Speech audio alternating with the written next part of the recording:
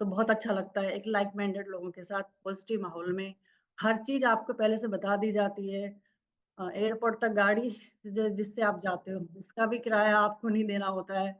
आगे फ्लाइट कौन-सी है, किस एयरलाइंस पे आपको हर चीज़ आपको बताई जाती है। तो सबसे पहली चीज़ क्या है कि आप टेंशन फ्री रहे। अगर आप अकेले हस्बैंड वाइफ जाते हैं तो आपको पता है बाहर के जब इंसान घर से बाहर निकलता है कितनी सारी मुसीबतें उसको आती है।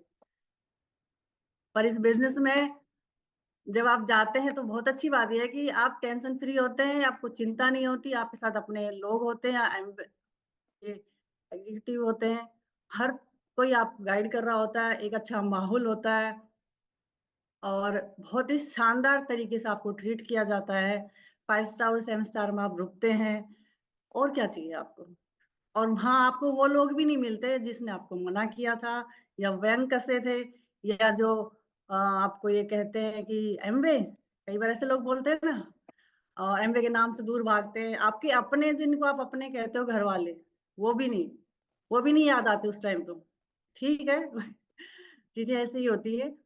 तो ये इतना प्यारा बिज़नेस है, एक अच्छा माहौल ये बिज़नेस आपको देता है, अच्छी सोच आपको ये बिज़नेस देता है।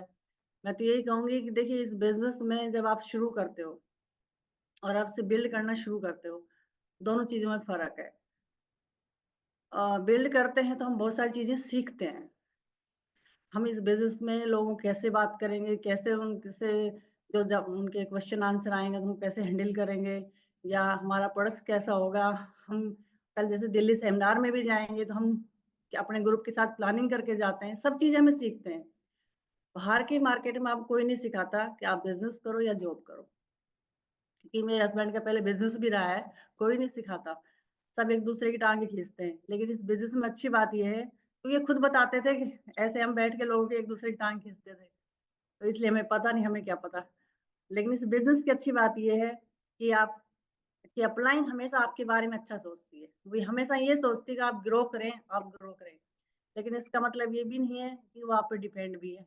क्योंकि ये जो बिज़नेस है ना, ये पूरे भारत में है और आदमी जिसको करना आता है, जो करना जानता है, वो कर लेता है। तो मैं तो यही कहूँगी कि आपका बिज़नेस है, आपके ड्रीम है, नया साल शुरू हो गया है, अपने आप को एक ये कहते हैं ना निर्धारित समय में अपने आप को बाँधें कि यस इस साल हमें अपने इस साल को अपना साल बना के रहेंगे। पीछे कितना गया आप उसे छोड़ दीजिए, आज से शुरू करिए तो ये आज से ही शुरू हो जाएगी। इस बिज़नेस की सबसे अच्छी बात ये है कि जिस दिन आप इसे शुरू करना चाहेंगे, ये उसी दिन से शुरू हो जाता है। तो मैं तो ये कहूँगी आप आज से ही शुरू करें, नया साल शुरू हो गया है, नेक्स्ट ट्रिप पे आप हो सकते हैं क्योंकि आपने शुरू कर दिया है, इससे नेक्स्ट नहीं तो उससे नेक्स्ट। इसलिए तेज़ी से करें और इस बिज़नेस के जो रिवार्ड्स हैं, जो ट्रिप्स हैं, उनको आप एन्जॉय करें क्योंकि वो इतने खूबसूरत-खूबसूरत ट्रिप्स आपका वेट कर रहे हैं और मैं तो ये चाहूँगी आप जाएँ उन पे, वो आपका वेट कर रहे हैं। Wish you very all the best and go okay, आप सभी को फिर से नमस्कार। मेरा नाम ईश्वर है। जब हमने इस बिज़नेस को शुरू किया था, तो हमारा अपना ट्रेडिशनल बिज़नेस था। उसके साथ-साथ हमने इस बिज़नेस को हमारे एक दोस्त जो यहाँ पर बैठे हुए हैं, शेष गणेश और गीता भाटी, उनके कहने से शुरू किया था। देखिए, इस बिज़नेस को शुरू करने का कारण कुछ भी हो सकता है। उसके बाद हमारी मुलाकात हुई विनोद जी और संगीता जी से। उस समय विनोद जी सिंगल हुआ करते थे और मेरे अपलाइन ने एक बहुत अच्छा काम किया कि जब मुझे बिज़नेस शुरू करवाया, तो उसके बाद वो मीटिंग में लेके गए और वो मीटिंग गाज़ियाबाद में थी, अग्रसेन भवन में, और वहाँ पर मुलाकात हुई राम राकेश जी और प्रियंका जी से और सचिन जी और अलका जी से। इस बिज़नेस में आने का कारण कुछ भी हो सकता है, लेकिन इम्पोर्टेंट चीज़ क्या है, बिज़नेस को करने का जो रीज़न है, वो निकल के आता है जब आप बिज़नेस को समझते हैं। हम बिज़नेस में आ गए क्योंकि अपना बिज़नेस था, हमें लगता था this is not my cup of T, फिर भी हमने शुरू किया था, क्योंकि हमारे पास घर, गाड़ी सब अपना था, तो हमें लगता था हमारे जैसा कोई नहीं। आपको अपने जैसे लोग देखने होते हैं ना, तो अपने जब आप एक बाकी सराउंडिंग से ऊपर उठ जाते हो, तो आपको लगता है आपको क्या करना है। एक एवरेज मिडल क्लास की ये समस्या होती है। बट मीटिंग में जब हम जाते गए, एक अच्छी बात क्या थी, वहाँ माहौल अच्छा मिलता था, जैसे निर्मला ने बताया, और वहाँ पर जब जाते गए, तो हमें समझ में आया कि ये बिज़नेस कुछ अलग है। पहले ही महीने हम 6% गए, अगले महीने 9% गए, तीसरे महीने 0% जाते ही समझ में आ गया था ये बिज़नेस हमारे दिमाग से नहीं चलेगा। फिर हमने मीटिंग्स में लगातार, अच्छी बात एक ही थी कि हमें ना गिव अप करने की आदत नहीं थी। छोड़ने की आदत नहीं है कि ये नहीं हुआ तो छोड़ दो, नहीं। अगर कोई काम है, अच्छा है, उसके रिवार्ड्स अच्छे हैं, लोग अच्छे हैं जो उसको कर रहे हैं, तो उसमें कुछ ऐसा है जो हमें समझना और हमें सुधारने की जरूरत है। बस अंदर से यही बात थी, और इसलिए लगातार मीटिंग में चलते चले गए, और जब मीटिंग में लगातार गए तो धीरे धीरे समझ में आया कि बिजनेस नेटवर्किंग का बिजनेस तो ये ऐसे काम होगा, उधार देने से काम नहीं चलेगा। और नतीजा क्या हुआ, 2-3 साल तक ऐसे लगातार चलते रहे। और इसी बीच विनोद जी पहला एएलएस गए, फिर दूसरा एएलएस गए, तो फिर हमें लगा अगर ये लगातार एएलएस जा रहे हैं तो जाना तो हमें भी चाहिए, बिजनेस तो सेम है, सेम इन एवरी बिजनेस, ठीक है। तो मैं कहा चलो इस बिजनेस को जम के करते हैं, और इसी बीच एक सेमिनार आया जिसमें हमने दुनिया के हर प्रोफाइल को एमवे बिजनेस में सफल होकर अपने फुल टाइम जॉब को रिप्लेस करते हुए। वहां से एक नई चीज समझ में आई कि इस बिजनेस को बिल्ड कर लेना एट एनी कॉस्ट जो है वो वर्थ इट है। आपको पता है पहले हम एमवे में थे, फिर एमवे हमारे अंदर आया। जब एमवे हमारे अंदर आया तो हमारे को लोगों से बात करने का वे ऑफ पैटर्न जो है बदल गया, क्योंकि जब एक चीज क्लियर हो गई कि हमें तो इस बिजनेस में सफल होना है, कि हमें इस बिजनेस में सफल होना है, तो सामने वाले की ना जो है ना वो मैटर नहीं कर रही थी। सामने वाला जब ना बोलता था तो अंदर से एक आवाज आती, थोड़ा साइड हो भाई, दूसरे को आने दे। समझ में आती है? तो साइड हो, दूसरे को आने दे। बाद में तो डायलॉग आ गया था, मैं कहा साइड हो, हवा आने दे थोड़ी सी। समझ आती है? बट वो उस समय का एटीट्यूड बड़ा अलग होता था। धीरे धीरे समझ में आया कि माइंडसेट भी अच्छा होना चाहिए, क्योंकि जो लोग आगे हैं उनके साथ आगे बिजनेस बिल्ड करना है। बट मैंने पर्सनली उस समय फील किया कि उस समय चूंकि एज तो ऐसी थी कि हमें लगता नहीं था कि हेल्थ कोई इश्यू है। उस समय तो एक ही चीज दिखती थी कि बिजनेस में पैसा कमाना है। ये जो हेल्थ की बात करते हैं, सारी चीजें जो अभी हम बात कर रहे हैं, ये हम आज के माहौल के हिसाब से बात कर रहे हैं, ठीक है। तो उस समय तो एक ही एम था कि बिजनेस को बिल्ड करना है, पैसा कमाना है, विदेश घूमने जाना है, लेगेसी क्रिएट करनी है आने वाली जनरेशन के लिए। दिस इज द एम, और इसके साथ हमने इस बिजनेस को बिल्ड करना शुरू किया। उस सेमिनार के बाद हमने डिसाइड किया कि अगला एएलएस जाएंगे, और उसमें हमने बस एक ही करेक्शन किया था, अपना पीवी 100 करते थे, हर महीने करते थे, बिना किसी सिचुएशन के हर महीने 100 पीवी फर्स्ट वीक में करते थे। और जब मंथ एंड तक वो पीवी बढ़ के अपना 200, 250, 300, 400 तक हो जाता था। और वो क्यों हो जाता था? क्योंकि महीने में अपलाइन रामरा किसी ने बोला था 25 प्लान दिखाने हैं, और मैं एक ही बात सोचता था, क्योंकि मैं तो बिजनेसमैन था, थोड़े ज्यादा दिखाने हैं, क्योंकि अपना बिजनेस है ना, नौकरी थोड़ी है किसी की, अपना बिजनेस है। लिमिट मिनिमम की है, मैक्सिमम की थोड़ी है। हालांकि यहाँ तो मिनिमम की भी नहीं है, बट आपको मिनिमम रिजल्ट चाहिए। रिजल्ट चाहिए तो एक मिनिमम की होती है। हर चीज का एक आरपीएम होता है। आपने मोटर देखी है, पानी की मोटर जो होती है सबमर्सिबल, उसका भी एक आरपीएम होता है। एक पर्टिकुलर आरपीएम से कम आरपीएम पे अगर वो घूम रही है ना, तो मोटर घूमेगी लेकिन पानी ऊपर नहीं फेंकेगी। आप कभी करके देखना, ठीक है। हर चीज का जो मोटर घूमती है उसका आरपीएम होता है, उसमें पर्टिकुलर वोल्टेज जाएगा, पर्टिकुलर आरपीएम पे घूमेगी, तो उसका आउटपुट आपको नजर आएगा। उससे नीचे जब वो चल रही होती है ना, तो वो घूम भी रही है, सब कुछ हो रहा है, लेकिन पानी बाहर नहीं आएगा। सेम इन एमवे बिजनेस है। आप एमवे बिजनेस में हो, मीटिंग में भी हो, सेमिनार में भी जा रहे हो, काम भी कर रहे हो, प्लान भी दिखा रहे हो, कर तो सब कुछ रहे हो, लेकिन आउटपुट नहीं है। रीजन क्या है? वो आरपीएम नहीं पकड़ पा रहे हो, आप वो गति नहीं पकड़ पा रहे हो। जब आप वो गति पकड़ेंगे ना, गति, जब वो मोमेंटम पकड़ेंगे ना, तो उन्हीं कामों से रिजल्ट आएगा। आप मोटर को, अभी 8000 आरपीएम की मोटर आती है, जो इसकी आती है, जो सोलर से चलती है, 8000 आरपीएम की मोटर को अगर प्रॉपर वोल्टेज देते हो तो वो पानी बाहर फेंकती है। समझने की बात है। सेम आप वो सेम काम करते हुए अगर आपने आरपीएम बढ़ा दिया, इसका मतलब क्या है? अपनी गति बढ़ा दी, पीवी करने की और प्लान दिखाने की और सीखने की। अगर गति जो अभी है उसको आपने इंक्रीज कर दिया, तो यही 3 काम आपको बहुत बड़ा आउटपुट दे सकते हैं। आपका खेत पानी से भर जाएगा, मतलब आप अगले एएलएस के लिए, अगले नहीं तो उससे अगले एएलएस के लिए क्वालिफाई कर दोगे। ये मैंने समझा है। उसी बीच में कुछ चीजें आती है, वो क्या है? क्योंकि आज की डेट में हेल्थ का बहुत बड़ा मार्केट है। 10 में से 7 आदमी ऐसे हैं जो दिमागी रूप से टाइट है, मतलब स्ट्रेस में है। 10 में से 5 आदमी, 4 आदमी ऐसे हैं जिनको बीपी की समस्या है। 10 में से 3 आदमी ऐसे हैं जो डायबिटिक है। 10 में से 4 आदमी ऐसे हैं जो ओबेसिटी का शिकार हैं शहरी क्षेत्र में। आप समझो ना चीजों को। इसका मतलब स्कोप तो बहुत बड़ा है। अभी कल मैं एक न्यूज पढ़ रहा था, 12 साल की लड़की, 12 साल की लड़की बाथरूम में नहाने के लिए घुसी और वहीं हार्ट अटैक से एक्सपायर हो गई। अभी कल परसों कहीं बैठे थे, एक व्यक्ति जो अभी एमबीबीएस करके आए नए नए, खुद डॉक्टर हैं, और उनको हार्ट अटैक हो गया। शुक्र है भगवान का, बच तो गए वो। तो समझिएगा बात को, किसी के साथ कुछ भी हो सकता है। अभी कल परसों, मतलब दुनिया में तो क्या क्या हो रहा है आपको पता भी नहीं चलेगा, बट अगर आप टच में रहोगे तो आपको पता चलेगा हेल्थ कितना बड़ा कंसर्न है। और हेल्थ के बारे में तो बहुत सीधी सी बात है, टाइम से सो टाइम से उठो, लेकिन नई जनरेशन को आप ये समझा नहीं पाएंगे। हमारी जो बॉडी है वो उसका एक नियम है कि वो एक पर्टिकुलर टाइम पे अपने आप को डिटॉक्स करती है। रात को 10 बजे से लेकर सुबह 4 बजे का टाइम, अगर आप सोएंगे नहीं तो पर्टिकुलर हर ऑर्गन अपने आप को जो डिटॉक्स करना चाहिए वो कर नहीं पाएगा। आप रात को जागते हो, दिन में सोते हो, तो बॉडी डिटॉक्स नहीं होगी, तो धीरे धीरे बॉडी में टॉक्सिक बढ़ जाएगा, और टॉक्सिक बढ़ेगा तो क्या होगा, बॉडी में जहर बढ़ जाएगा। हमें इसी बात को, तो प्रॉपर रेस्ट बहुत इंपॉर्टेंट है। दूसरी चीज होती है सोच। अगर आप अच्छा सोचते हो तो बॉडी अच्छे हार्मोन्स बनाती है, आप प्रफुल्लित रहते हो, आपकी बॉडी अच्छा फील करती है, आपका मन अच्छा फील करता है, और आप दुनिया में कुछ भी करने की सोच सकते हो। लेकिन जब सोच नेगेटिव होती है, हर चीज से आपको डर लगता है। नेगेटिव सोच से वो हार्मोन्स बनते हैं, जैसे होता है ना, बाड़ी खेत को खाए, ऐसे वो हार्मोन हमारी बॉडी में बीमारियां जनरेट करती है। अब डिप्रेशन का आदमी शिकार हो जाता है, सोच से ही तो होता है, और तो कोई रीजन होता ही नहीं है। तो अच्छी सोच बड़ा इंपॉर्टेंट है। तो यहाँ पर अगर आप अच्छी बुक्स पढ़ते हो तो सोच अच्छी बनती है। तीसरी चीज जो इंपॉर्टेंट है वो है डेली एक्सरसाइज। देखिए, डॉक्टर आपको ये कह दे कि नहीं करेगा एक्सरसाइज तो मर जाएगा, उससे अच्छा है कि रोज सुबह 1 घंटा अपनी सेहत को दे दो। ये बात 40 साल, 50 साल और 60 साल से इसका कोई लेना देना नहीं है।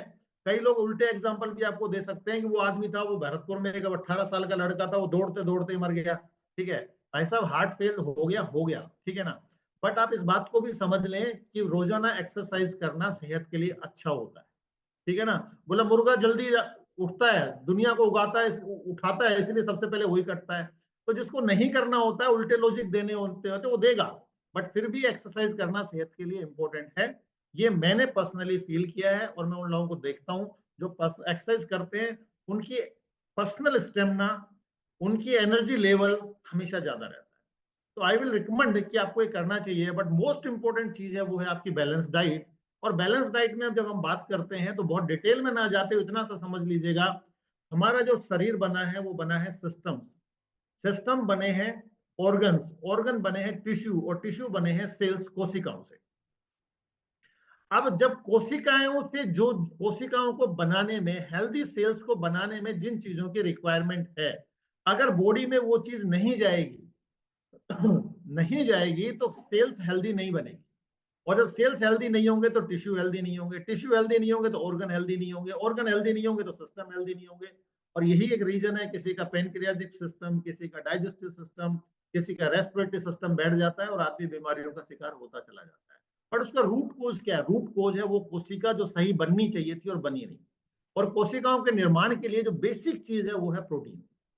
अब प्रोटीन को लेकर लोगों को बहुत कंफ्यूजन हो सकता है, बट क्लियर कर लीजिएगा, वो प्रोटीन जिसमें 9 एसेंशियल एमिनो एसिड प्रॉपर मात्रा में नहीं है, वो प्रोटीन प्रोटीन है ही नहीं। आप उसको ऐसे मानिएगा कि अंग्रेजी की एबीसीडी में AEIOU को हटा दिया जाए और उसके बाद बोले कि अंग्रेजी बोलो। भाई है तो अंग्रेजी, 21 अक्षर बच गए, वो है तो अंग्रेजी के, पर बोल के बताओ ना आप। गोड है, मनी है, वाइफ है, फैमिली है, कार है, एनीथिंग, उसमें से AEIOU हटा दो तो बचता कुछ नहीं है। Same the protein is, protein में से 9 एमिनो एसिड्स हटा दो तो प्रोटीन नहीं है। फिर वो हम बाकी 13 तो हमारी बॉडी बना ही लेती है। और ये 9 और 13 मिला के जो 22 एमिनो एसिड्स होते हैं, ये हमारी बॉडी में लाखों तरह के प्रोटीन बनाते हैं, एक तरह का नहीं, लाखों तरह के प्रोटीन बनाते हैं। जितने अंग्रेजी में शब्द है ना डिक्शनरी में, ऑक्सफोर्ड में, उससे ज्यादा तरह के प्रोटीन बनाते हैं। और हर प्रोटीन बॉडी में अलग अलग तरीके से यूज होता है, अलग अलग ऑर्गन के लिए इस्तेमाल होता है। Haemoglobin, haem plus globin, globin protein है। आप कितना ही आयरन खा लो, अगर ग्लोबिन नहीं है ना तो आपका हीमोग्लोबिन नहीं बढ़ेगा। और उसमें भी प्रेजेंस विटामिन सी और B12 की अगर है तो ही बढ़ेगा, नहीं तो नहीं बढ़ेगा। तो आपको इतना समझना है कि प्रोटीन हमारा बेसिक है। हिंदुस्तान में 85% लोग ऐसे हैं जिनकी थाली में प्रोटीन की डेफिशिएंसी है। अगर आप वेजिटेरियन है, तीनों टाइम खाना खाते हैं, तो भी 30-35 ग्राम से ज्यादा प्रोटीन नहीं खा पाते हैं। और रिक्वायरमेंट है पर किलोग्राम बॉडी वेट 1 ग्राम पर किलोग्राम आइडियल बॉडी वेट। तो अगर आपका वजन 80 किलो है पर 70 होना चाहिए, तो 70 ग्राम प्रोटीन पर डे खाने की जरूरत है। और मोस्ट ऑफ द टाइम पता कब चलता है? आजकल तो जल्दी पता चलता है, नहीं तो एक समय के बाद बॉडी अचानक ढलान पे चली जाती है। 40 के बाद, 45 के बाद, 35 के अचानक ढलान पे जाती है, और आदमी को लगता है मेरे को क्या हो गया है, ना तो एनर्जी लेवल है, ना काम करने को मन कर रहा है, बुढ़ापा आ गया है, बूढ़ा हो गया हूं मैं। और कोई छोटी सी बीमारी हो जाए, बुखार भी हो जाए ना, तो जल्दी से रिकवर ना हो। तो वो क्या है, वो लेक ऑफ प्रोटीन बॉडी उस लेवल पे थी नहीं, इसलिए वो ढलान आ गया है, और अब उस ढलान को कवर करना आसान नहीं है। तो प्रोटीन हमें कम से कम, अगर आपके पास बेस्ट प्रोटीन है हमारे पास, जिसको हम बोलते हैं ऑल प्लांट प्रोटीन, इतना सेफ है कि 5 साल का बच्चा भी उसे ले सकता है, और अप टू 100 ईयर सब लोगों के लिए है वो प्रोटीन। कितना लेना चाहिए? अगर आपकी उम्र 18 साल से ऊपर हो गई है तो कम से कम 30 ग्राम प्रोटीन एक्स्ट्रा आपको लेना चाहिए। अगर आप कहते हो जी मेरे यहाँ तो भैंस बंधी हुई है, मैं रोज 5 किलो दूध पीता हूँ प्योर भैंस का, इट्स ओके, फिर तो चलेगा। बट भैंस नहीं है और 5 किलो दूध नहीं पीते हो, तो हर आदमी को प्रोटीन की रिक्वायरमेंट है। और अगर दूध भी पी रहे हो तो उसमें एक ही तरह का प्रोटीन मिल रहा है, उसको भी थोड़ा बदलते रहेंगे तो ज्यादा अच्छा है।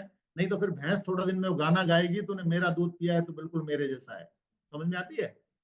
तो हमें समझना है कि protein, all plant protein is the best protein जो हमारे लिए बना है, वुमेन्स के लिए बना हुआ है। उसकी डाइजेस्टिबिलिटी 98% है, उसका रिटेंशन जो है वो 100% है, सभी 9 एसेंशियल उसके अंदर है, शुगर फ्री है, कोलेस्ट्रॉल फ्री है।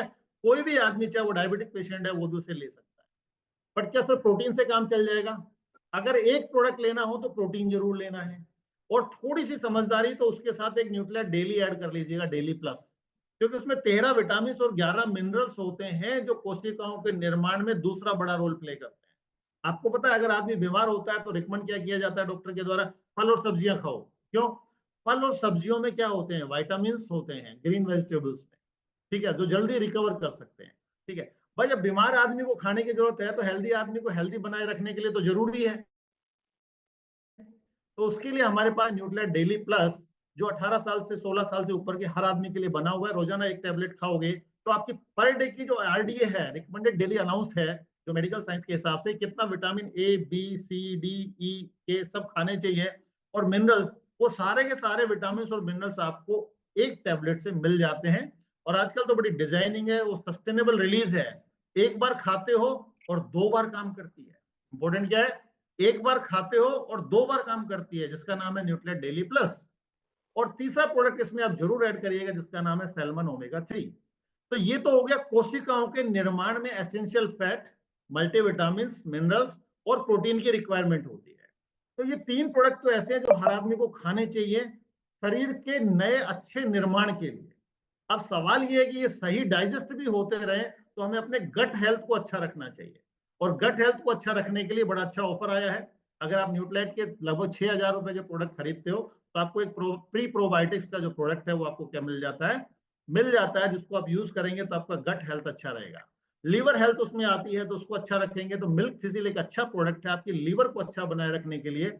हमारी बॉडी में 2 हार्ट होते हैं और 2 ब्रेन होते हैं। कुछ लोग ढूंढ लीजिएगा, रात को मिल जाएंगे। एक ब्रेन यहां होता है, दूसरा ब्रेन पेट में होता है, जिसको लीवर कहते हैं। यहां से सोच के आप खाते हो, लेकिन खाए हुए को किस तरह से डाइजेस्ट करके कहां पे लगाना है, ये लीवर का काम होता है। आपने खूब अच्छा खाया है लेकिन लीवर खराब है, तो सब खाया पिया खराब कर देगा। तो लीवर का अच्छा रहना एक ही चीज पर डिपेंड करता है कि आपने मिल्क थिसिल कितना खाया है। लोगों को गलत फहमी है कि दारू पीने से लीवर खराब होता है, सिगरेट पीने से लीवर खराब होता है। भाई साहब, अगर सोच खराब है और ओवर स्ट्रेस का शिकार हो तो भी लीवर खराब होता है। समझिएगा, पोल्यूशन में है तो भी लीवर खराब होता है। जिसने जिंदगी में कोई ऐप नहीं किया उसका भी लीवर खराब होता है, क्योंकि लीवर सिर्फ कुछ चीजों से खराब नहीं होता। लेक ऑफ प्रोटीन की वजह से भी लीवर खराब होता है, बट प्रोटीन खाने से लीवर सही नहीं होगा, ध्यान रखिएगा। लेको प्रोटीन से अगर खराब हुआ है तो मिल्क थिसिल खा के इसको सही कीजिएगा, और फिर उसके बाद क्या करिएगा? ऑल प्लांट प्रोटीन खाइएगा, तो वो भी सेहत के लिए अच्छा रहता है। तो लीवर हेल्थ को अच्छा रखिएगा, गट हेल्थ को अच्छा रखिएगा। Fibre is a very good product आज के टाइम में, ताकि आपको, आजकल एक वो दांतों का कैंसर होता है, और मैं पिछले दिनों पढ़ रहा था कि पहले ये होता था 60 के बाद, आजकल 30-35 पे हो जाता है। क्योंकि जिस तरह का फास्ट फूड लोग खाते हैं और जितनी ज्यादा क्वांटिटी में वो खा रहे होते हैं, आंतों के कैंसर की जो ग्रोथ है वो बहुत ही खतरनाक है। समझो बात को, फास्ट फूड को अवॉइड करें, फाइबर और प्रोबायोटिक्स को अप्लाई करें, मिल्क थिसिल को अप्लाई करें, सो दैट कि आपका गट का हेल्थ अच्छा रहेगा। और आपको देखा, सुबह सुबह आप जाए वॉशरूम में और 2 मिनट में फ्रेश होकर बाहर आ जाओ, तो आपको कितना अच्छा फील होता है। और 10 मिनट तक बाथरूम में बैठे रहो, मोबाइल और साथ लेके जाना पड़े, अखबार भी साथ लेके जाना पड़े, ठीक है ना, और फिर दूसरा कोई दरवाजा बजाए, बाहर निकलो, मेरा भी नंबर आने दो, तो कैसा लगेगा? सोचो आप, आदमी का अगर मुंह सूजा हुआ बाहर कहीं मिल जाए ना, तो आदमी को लगता है कि आज ये फ्रेश ढंग से नहीं हुआ है क्या? ऐसी स्ट्रेस ढंग से नहीं होता तो आदमी का मिजाज भी चिड़चिड़ा हो जाता है। कितना इंपॉर्टेंट फैक्टर है ये। और आप सोच के देखो, आपका गट इतना बढ़िया है, आप सुबह उठे, एक गिलास पानी पिया, 2 मिनट में फ्रीज, 15 मिनट में तो घर से बाहर चले गए घूमने के लिए। तो ऐसा गट होना चाहिए सो दैट कि कुछ भी खाया तो डाइजेस्ट हो जाए, और फिर अच्छा खाओगे तो और अच्छा रहेगा। तो प्रोडक्ट को समझो, अपनी हेल्थ की इंपॉर्टेंस समझो, क्योंकि एक बार चली गई तो लौट के वापस लाना आसान काम नहीं है। उसके बाद जब आप लोगों से बात करोगे तो लोग क्वेश्चन पूछेंगे, कुछ भी पूछ सकते हैं, कैसे भी क्वेश्चन पूछ सकते हैं। बट मुझे एक बात समझ में आई थी, अगर आपका ड्रीम क्लियर है ना, तो क्वेश्चन भी मैटर नहीं करते। आपका जो एक्साइटमेंट है, आपका जो नॉलेज है, आपका जो एक्सपीरियंस है, वो सारी चीजों को हैंडल करता है। बट एक चीज क्लियर है, अगर लोगों से बात करोगे तो लोग कुछ भी पूछेंगे, लोग कुछ भी कहेंगे, उसका जवाब कैसे देना ये आपको आना चाहिए। और एक बुक है जिसका नाम है LNP, सवाल ही जवाब है, बहुत अच्छी किताब है वो। और एक उसके बारे में जो टेक्निकल चीज है वो समझिएगा, क्वेश्चन के बदले में उचित क्वेश्चन पूछना, विद ड्यू परमिशन पूछना, और सही चेहरे की मुस्कुराहट के साथ पूछना, वो बड़ा पे करेगा। देखिए, क्वेश्चन का जवाब, क्वेश्चन के बदले में आप क्वेश्चन तो पूछ सकते हो, लेकिन उस समय आपके भाव क्या है, आपका चेहरा कैसा है, और आपने स्ट्रेट खड़ा क्वेश्चन पूछा है, या भाई साहब आप बुरा ना मानो तो एक बात आपसे पूछ लूं, ये पूछ के पूछा है, बहुत सारी चीजों पर डिपेंड करेगा उसका जवाब क्या आएगा और उसका रिजल्ट क्या आएगा, ये समझिएगा। किसी ने कहा जी आपका सामान बहुत महंगा है, और आपने कहा अच्छा तुझे महंगा क्यों लगता है तो क्वेश्चन ही ना। यही तो बात है, क्वेश्चन के बदले में क्वेश्चन पूछना है। तो ये आपने पूछा अच्छा तेरी इनकम कितनी है, तो क्वेश्चन के बदले में क्वेश्चन पूछ, कॉमन सेंस इंपॉर्टेंट है। आप पूछो ना, ओके सामान महंगा है, अच्छा भाई साहब आपने कौन सा प्रोडक्ट यूज करके देखा, आपने कौन सा प्रोडक्ट एमवे का है जो यूज करके देखा। बोला नहीं मैंने तो सिर्फ सुना था। अब आई ना मुद्दे की बात। तो क्वेश्चन के बदले में क्वेश्चन पूछना है, बट रटा हुआ नहीं, एज पर ऑफ सिचुएशन, चेहरे पे थोड़ी स्माइलिंग लाते हुए, और थोड़ा ऐसा लगे कि परमिशन की तरफ से क्वेश्चन आप पूछ रहे हो। नहीं तो क्वेश्चन तो कैसे भी पूछे जा सकते हैं। अगले ने कहा मेरे बस की बात नहीं है, ये बिजनेस इज गुड बट मेरे बस की नहीं है, और आप बोलो अच्छा तेरे बस की क्या है तो क्वेश्चन ही, बट ये उचित क्वेश्चन नहीं है। आप उससे पूछो, वो बोलता है जी मेरे बस की नहीं है, ओके अच्छा आप पैसा तो कमाना चाहते हो, बोले हाँ। तो इस बिजनेस में आपको ऐसा क्या लगा जो आपको लगता है, क्या प्रोडक्ट यूज करना आपको लगता है मेरे बस की बात नहीं है, या लोगों से बात करना आपको लगता है मेरे बस की नहीं है। तो क्लियर करेगा कि वैसे प्रोडक्ट तो मैं यूज कर लूंगा, पर लोगों से बात करना, आपकी तरह बात करना तो मेरे बस की बात नहीं है। ओके अच्छा एक बात बताओ, अगर मैं आपके साथ मिलके आपके लिए ये बात करूं तो पॉसिबल है, बोला हाँ फिर तो हो जाएगा। तो सवाल ये है कि क्वेश्चन के बदले में क्वेश्चन पूछना, but right state of mind के साथ पूछना, वो बड़ा इंपॉर्टेंट। नहीं तो कुछ भी पूछ लोगे आप तो। हमने कहा बोले जी आप ईश्वर सिंह ने सिखाया था क्वेश्चन के बदले में क्वेश्चन पूछना है। अगले ने कहा सामान महंगा है, और आपने पूछ लिया पहले तेरी इनकम बता। समझ में आ गई ना बात। तो क्वेश्चन इज गुड, अगर अगला आदमी क्वेश्चन पूछ रहा है तो मैं ये मानता हूं वो एक अच्छा प्रोस्पेक्ट है।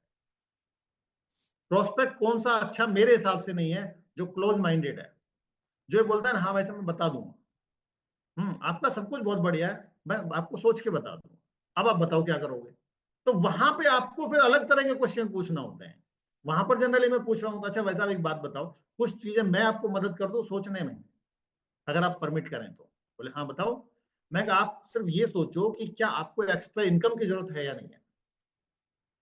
बोलता है हाँ एक्स्ट्रा इनकम की जरूरत तो है। तो मैंने कहा दूसरी चीज ये सोचो कि बिना पैसा लगाए किसी दूसरे आदमी के सपोर्ट से आज के काम को करते हुए दूसरा और कौन सा रास्ता है जिससे इनकम कमाई जा सकती है, और वो भी ऐसी इनकम इस रिवार्ड्स के साथ। बोले ऐसा तो कोई दूसरा रास्ता नहीं है। तो मैं कहा फिर सोचना क्या है, फिर तो शुरू करते हैं। कई बार आदमी को क्लिक कर जाती है, कई बार कहता नहीं भाई साहब फिर भी मैं 1-2 दिन का टाइम दो फिर सोच के बताऊं। समझ में आती है बात। तो आपको अच्छे मन से, अच्छे हाव भाव के साथ, उसके साथ सही वे में क्वेश्चन पूछने। अब डिपेंड करता है, कई बार आदमी बोलता है एमवे ऐसा वैसा, ये एमवे चल रहा है अभी भी, बंद हो गया क्या, ऐसे भी क्वेश्चन पूछता है, वो क्वेश्चन नहीं है। आप उसको बोलेगा क्या आप करंट स्थिति जानना चाहते हो कि एमवे कितना बड़ा हो गया है, एमवे कैसा काम करता है। आपको पता है अभी एएलएस पे कांतिकाल आए थे, और कांतिकाला ने एक बात कही थी, कांति गाला ने एमवे बिजनेस शुरू किया था अमेरिका में जब उनकी उम्र 41 साल थी, 41, और एमवे बिजनेस को अमेरिका में चलते हुए 28 साल पूरे हो गए थे। आपको समझ में आ रही है ये बात? इंडिया में अभी एमवे को 28 साल पूरे नहीं हुए हैं, अमेरिका में 28 साल हो गए थे। उसके बाद कांति गाला ने ज्वाइन किया था, कांति और लता गाला ने, और आज नतीजा क्या है? वो फाउंडर क्राउन एम्बेसडर हैं। इसका मतलब अब से 1 साल बाद कोई अगर हिंदुस्तान में एमवे ज्वाइन करेगा, उसके भी फाउंडर क्राउन एम्बेसडर जाने के चांस है कि नहीं है? तो हम और आप तो पहले से हैं, और आप मीटिंग में आज नए बैठे हो तो भी अभी कांति गाला से तो पहले ज्वाइन कर रहे हो। सोचो अब। और वो तो 35 करोड़ के देश में था, हम तो 145 करोड़ के देश में हैं। तो कितना पोटेंशियल हमारे पास है। और अभी इंडिया की स्थिति क्या है? इंडिया में अभी स्थिति क्या बनी हुई है देखो आप। अभी तो 140-150 प्रोडक्ट है, जिस दिन ये 450 प्रोडक्ट होंगे तो क्या होगा? तो बिजनेस की संभावनाएं अपूर्व है, बहुत बड़ी संभावनाएं हैं। बस एक सही माइंडसेट के साथ, प्रॉपर एक्शन के साथ, सही आरपीएम अगर आप सेट कर लेते हो, सही आरपीएम सीखने का, प्रोडक्ट पीवी करने का और काम करने का, सही आरपीएम अगर आपने सेट कर लिया तो आउटपुट तो आ जाएगा। बट वो आरपीएम ही बढ़ाना इंपॉर्टेंट काम है। और उस आरपीएम को देसी भाषा में बोले तो प्लान महीने में 25 मिनिमम होने चाहिए, पीवी 100 फर्स्ट वीक में हो जाना चाहिए।